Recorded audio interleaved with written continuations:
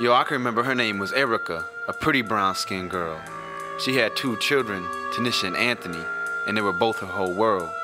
But Erica had many secrets that she would hold for a lifetime, and she never told. I would see her often over by the laundromat. Yo, it'd be the hottest of days. We would just sit back in the shade and drink a Pepsi and chat.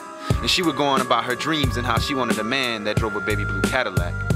A money-hungry hoe, many called her.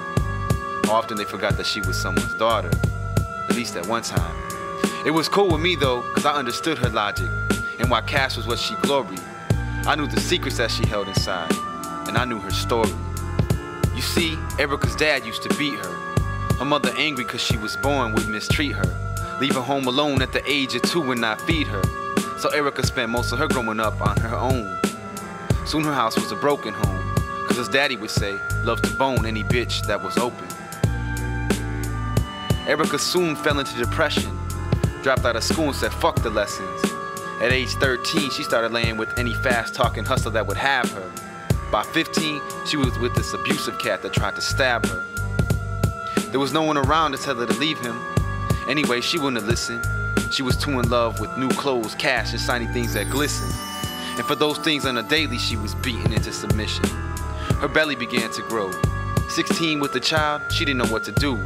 But it didn't really matter, because Erica only saw the world in one color, and that color was blue.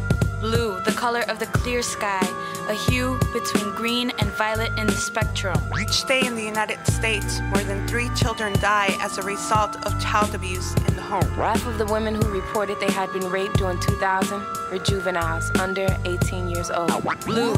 Erica contemplated abortion, but her man wanted a son. She had no choice but to give him one. But when she gave birth to Tanisha, her man was on the run. She went to the hidden stash for money, but there was none. All the drug money was with him. And days passed and turned to weeks, and soon he turned up with 5 holes in the skull from the blast of a gun. Erica had a child to take care of, and another one on the way. But it was lack of education that led to her next situation. Things were cool for a moment, but she was stripping. And the stresses of being a single mother had her tripping, barely gripping a sense of reality. Soon, man's greed supplied her need, and with the child to feed, her seed became second. Cause mommy Erica had a new passion. She was a slave to it without her received a slave lashing. Her life was crashing with no hope in sight. Her lips were stuck to a pipe. Gave birth and they were both addicted to crack cocaine and could barely manage to fight. And despite her affliction, she needed help, that she knew. Yo, but it didn't really matter, cause Erica only saw the world in one color, and that color was blue. Blue, depressed, despondent, dismal, unpromising. Among drug-using women, 70% report having been abused sexually before the age of 16. More than 80% had at least one parent addicted to alcohol or drugs. And many years passed. Erica's neglect toward her children grew worse and worse, and they were taken by the state. But it was much too late. They had been exposed to the streets' high teen pregnancy and crime rate. And inside them grew hate.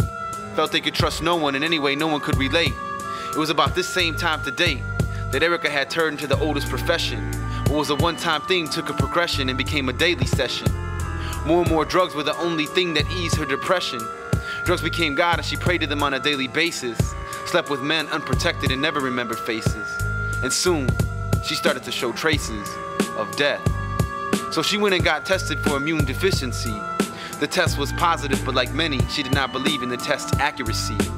She thought it could not be true, but it didn't really matter, because Erica only saw the world in one color, and that color was blue. Blue, the sky, the sea, of blue color, azul, livid, as from cold or fear. The proportion of AIDS cases among women of color continues to rise. Women represent 24% of the new AIDS cases. Erica would lay out on the streets and just stare, receive nasty glares because of the way she looked, her tattered clothes, her dirty hair.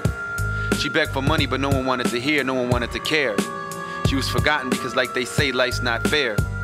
There she laid, stayed, and paid the greatest price of life, death alone.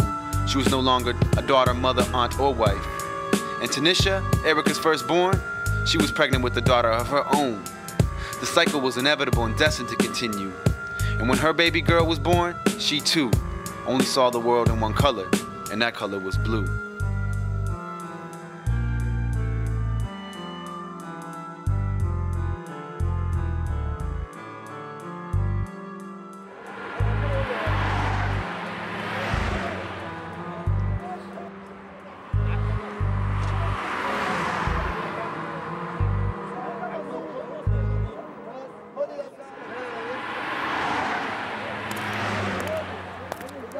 baby. You got a cigarette?